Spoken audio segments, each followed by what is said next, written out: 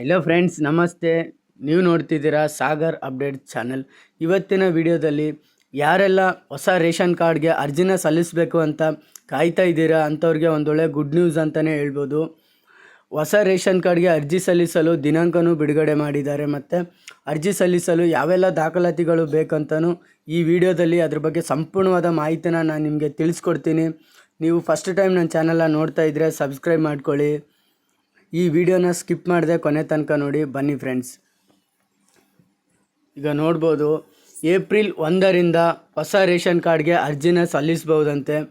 ಮತ್ತು ಅದಕ್ಕೆ ಯಾರೆಲ್ಲ ಸಲ್ಲಿಸ್ಬೋದಂತಲೂ ಇಲ್ಲಿ ಒಂದು ಅಪ್ಡೇಟ್ನೂ ಬಿಟ್ಟಿದ್ದಾರೆ. ಇಂಥವರು ಮಾತ್ರ ಪಡಿತರ ಚೀಟಿಗೆ ಅರ್ಜಿನ ಸಲ್ಲಿಸ್ಬೋದು. ಹೊಸ ಪಡಿತರ ಚೀಟಿಗೆ ಅರ್ಜಿನ ಸಲ್ಲಿಸ್ಬೋದು. ಕರ್ನಾಟಕದ ಕಾಯಂ ನಿವಾಸಿ ಆಗಿರಬೇಕು, ಅಂದರೆ ಅವರು ಕರ್ನಾಟಕ ರಾಜ್ಯದವರಾಗಿರಬೇಕು, ಈಗ ಕರ್ನಾಟಕದಲ್ಲೇ ವಾಸಿಸ್ತಿರಬೇಕು. ಈಗಾಗಲೇ ಪಡಿತರ ಚೀಟಿಯನ್ನು ಹೊಂದಿರಬಾರ್ದು, ಅಂದರೆ ಈಗ ರೇಷನ್ ಕಾರ್ಡ್ನ ಹೊಂದಿರಬಾರ್ದು. ಅವರು ಹೊಸದಾಗಿ ಮದುವೆಯಾದ ದಂಪತಿಗಳು ಹೊಸ ಪಡಿತರ ಚೀಟಿಗೆ ಅರ್ಜಿ ಸಲ್ಲಿಸ್ಬೋದು.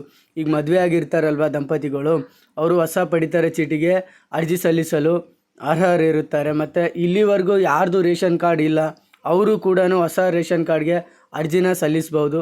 ಕುಟುಂಬದ ಆದಾಯದ ಆಧಾರದ ಮೇಲೆ ಕುಟುಂಬಕ್ಕೆ ಯಾವ ಪಡಿತರ ಚೀಟಿಯನ್ನು ನೀಡಬೇಕಂತ ಅದು ಕರ್ನಾಟಕ ಸರ್ಕಾರನೇ ಈಗ ಅದನ್ನು ಡಿಸೈಡ್ ಮಾಡುತ್ತೆ. ನಿಮ್ಮ ಇನ್ಕಮ್ ಆಧಾರದ ಮೇಲೆ ನಿಮ್ಗೆ APL ಕಾರ್ಡ್ ನೀಡಬೇಕು, BPL ಕಾರ್ಡ್ ನೀಡಬೇಕು ಅಂತ ಡಿಸೈಡ್ ಮಾಡುತ್ತೆ.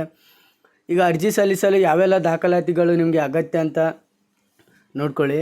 ಮತದಾರರ ಗುರುತಿನ ಚೀಟಿ, ಅಂದರೆ ಈಗ ಮತದಾರರ ಗುರುತಿನ ಚೀಟಿ, ಐಡೆಂಟಿ ಕಾರ್ಡ್, ಮತ್ತು ಆಧಾರ್ ಕಾರ್ಡ್, ವಯಸ್ಸಿನ ಪ್ರಮಾಣ ಪತ್ರ, ಚಾಲನಾ ಪರವಾನಗಿ, ಇತ್ತೀಚಿನ ಪಾಸ್ಪೋರ್ಟ್ ಅಳತೆಯ ಭಾವಚಿತ್ರ, ನಿಮ್ಮ ಮೊಬೈಲ್ ನಂಬರ್, ಸ್ವಯಂ ಘೋಷಿತ ಪ್ರಮಾಣ ಪತ್ರ ಇವೆಲ್ಲ ರೆಡಿ ಮಾಡಿಕೊಂಡು ahara.karnataka.nic.in ಅಧಿಕೃತ ವೆಬ್ಸೈಟ್ಗೆ ಹೋಗಿ ಅಲ್ಲಿ ಅರ್ಜಿನ ಸಲ್ಲಿಸ್ಬೋದು.